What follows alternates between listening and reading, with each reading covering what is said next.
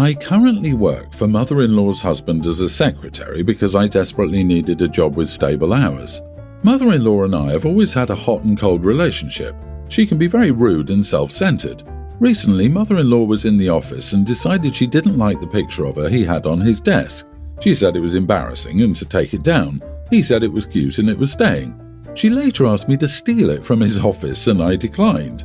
Mother-in-law said I was breaking girl code.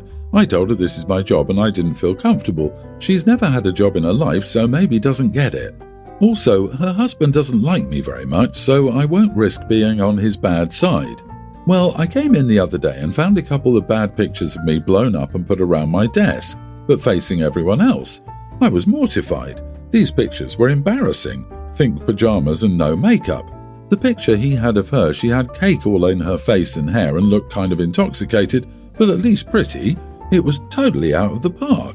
I went to her husband in tears and said she was a bully and I wouldn't be harassed at my job. He tried to brush it off, saying that she was playing, but I wouldn't hear it. I said I didn't want to see her, didn't want her in my house, etc.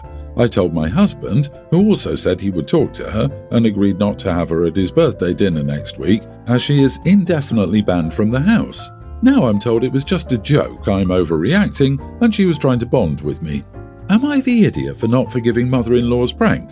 Not the idiot. Your mother-in-law crossed both personal and professional lines. She used her access to personal pictures of you and her access to the workplace as a way to embarrass you. These are your colleagues, your peers, your co-workers. She brought her personal feelings of you into this. She owes you an apology. Mother-in-law seriously crossed a line with you. This is terrible. She needs to take accountability for her actions, and it's great your husband is supporting you. And if she were able to go in undetected, then why not just steal the photo of herself she doesn't like? Your mother-in-law sounds totally malicious. She took the time to find the pictures, blow them up, and then come to the office to place them on your desk. What the heck is going on with all these full-blown nasty mother-in-laws who speak out of turn, take the nasty option and feel no shame? You need a new job ASAP. You also need to block her on everything and make sure she's unable to view any photos of you. She will make your life miserable there, and her husband won't side with you. She wasn't trying to bond with you. She had a problem with her husband, who's your boss. She tried to get you involved against him, and when you refused, she bullied you. You are not girls in junior high. This is your workplace. If she had worked there, I would have complained to HR about harassment. Since she is the boss's wife, there's nothing much you can do about it, and I agree you should start looking for another job, and it is appropriate to ban her from your house. My cousin is approaching £600 and requires a mobility scooter, as walking even short distances is very painful for her. Next month she has an out-of-state wedding to attend, and I was asked to taxi her to and from the event. I'm not currently employed, so my calendar is open. Unfortunately, my car will not carry a mobility scooter, so my cousin must use a wheelchair. The problem is that this event is being held in a public park. I can barely push her wheelchair on a paved surface, let alone across grass and dirt. I tried contacting a couple of rental agencies in the area, but they wouldn't lease scooters in this case because of the off-road use. My aunt and uncle have also declined to loan me their truck, which is how my cousin normally gets around because I have a pretty bad driving history. I did look into renting a vehicle that could carry the scooter, but my cousin couldn't afford to pay for that, and obviously with me being jobless I can't either. The distance from parking to the event area is about 40 yards, which my cousin cannot handle walking. About the best solution anyone's come up with is that the party has a flatbed that they're using to tote supplies from the cars, but my cousin said she would feel humiliated having to be rolled in like that. My cousin is furious with me, saying I'm shaming her by saying I cannot push her, but I feel it's the honest truth. Like 100% the thin wheels of the wheelchair are going to dig into the ground and I'm not strong enough to handle that. My cousin has done a lot for me in the past, so I do feel bad saying no, but I've looked into every option at this point. Am I the idiot for not being willing to give it the college try? Also, please don't degrade my cousin. Please and thank you.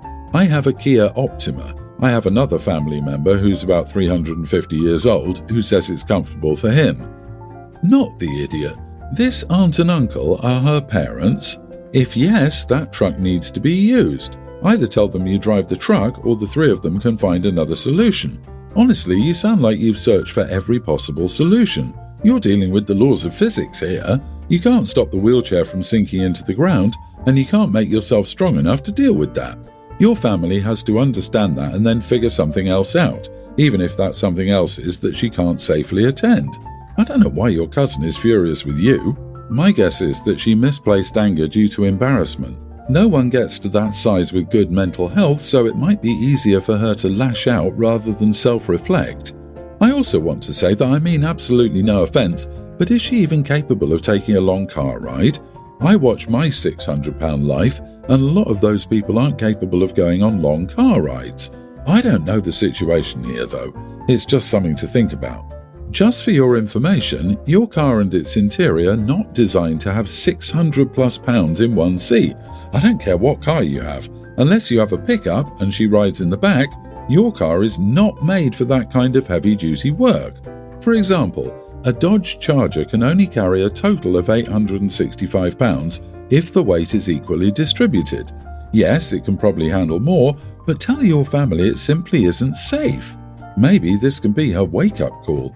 She's too big to attend a wedding. I, 29 female, am the proud aunt of two amazing kids, Chloe, a pre-tween, and Harry, also a pre-tween. I get along really well with both of them, and their parents, my sister Amber, 37, and her wife Kate, 38, ask me to babysit them sometimes. We have a special bond. The other day, the kids, Amber and I, went out to the park. Kate wasn't there because she's a general surgeon and her work-life balance is non-existent. Kids were playing together in this playground area, and Amber and I sat together and chatted. We heard a scream and rushed to the kids. It turns out Chloe fell and was crying, holding her arm. We both freaked out. Amber and I took Chloe to the hospital where Kate works. They took an x-ray of Chloe's arm and everything.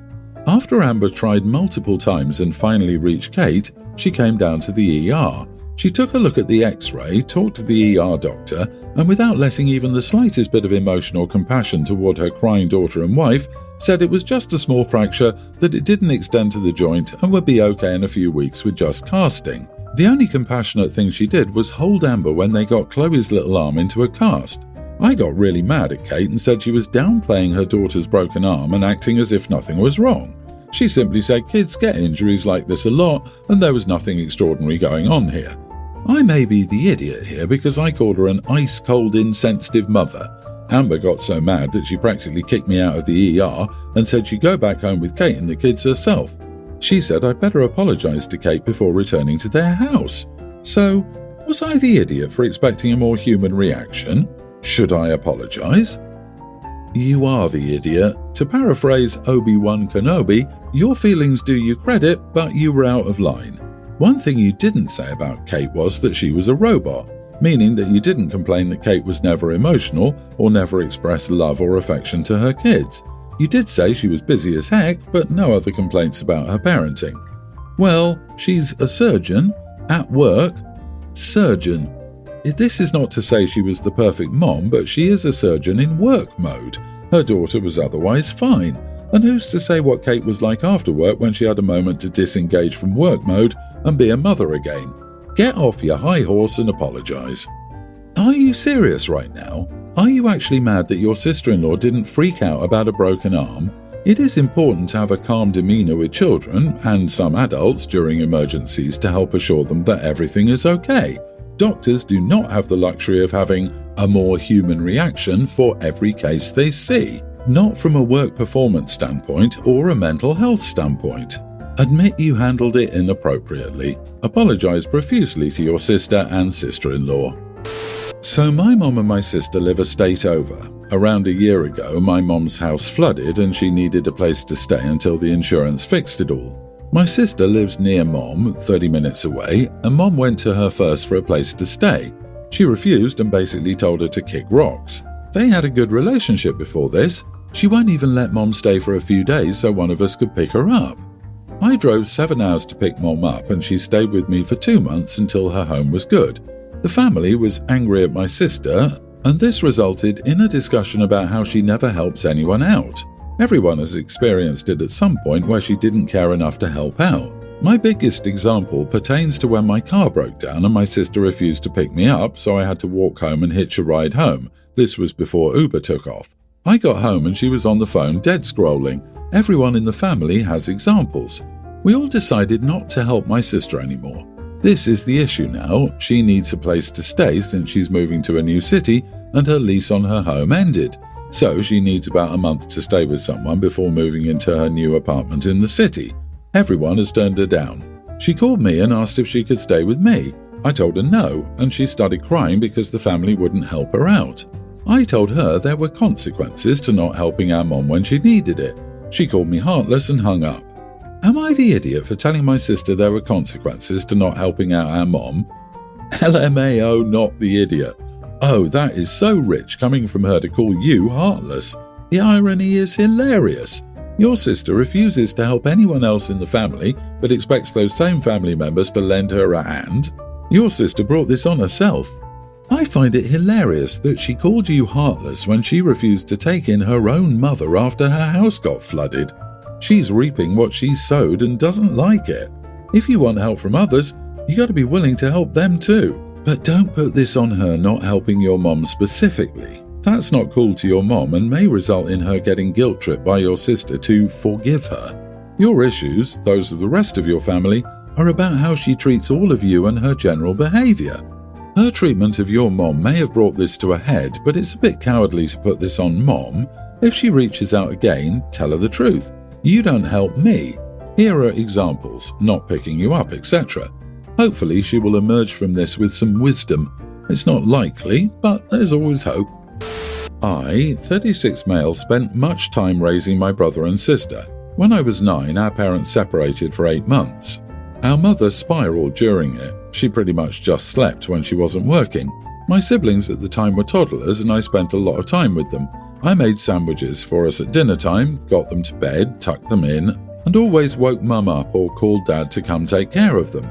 They got back together, but when I was 13, dad died.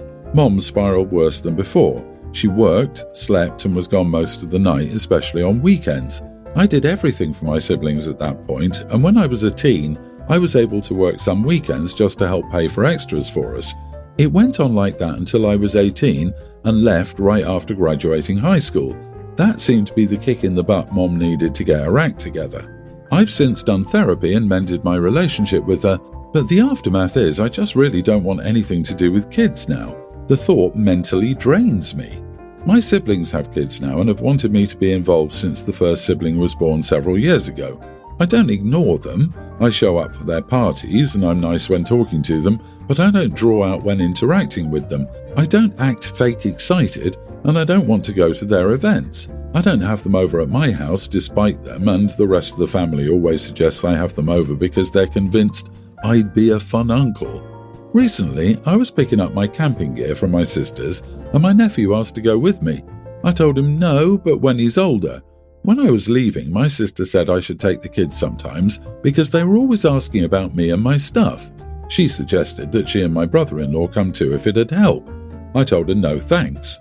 She asked why I refused to be more present in my nibblings' lives because she remembered I had a lot of fun with her and our brother. I told her it might have been fun for her, but I was doing what needed to be done to keep them happy.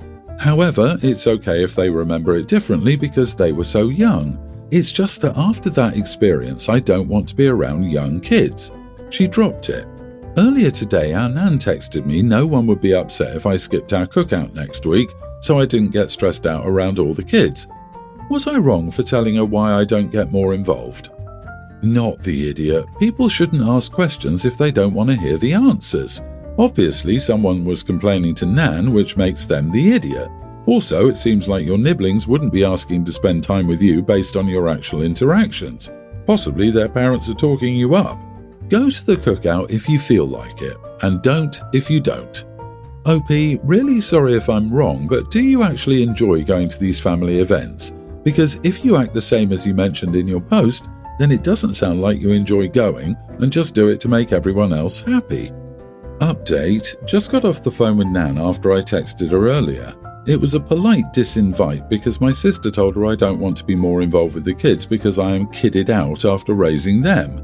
Per Nan, it's selfish to be full-on cranky overdoing for family, and that's not family name way. Your nieces and nephews need you as your sister and brother did. If you can't put the bad aside, you don't need to be around the kids for now.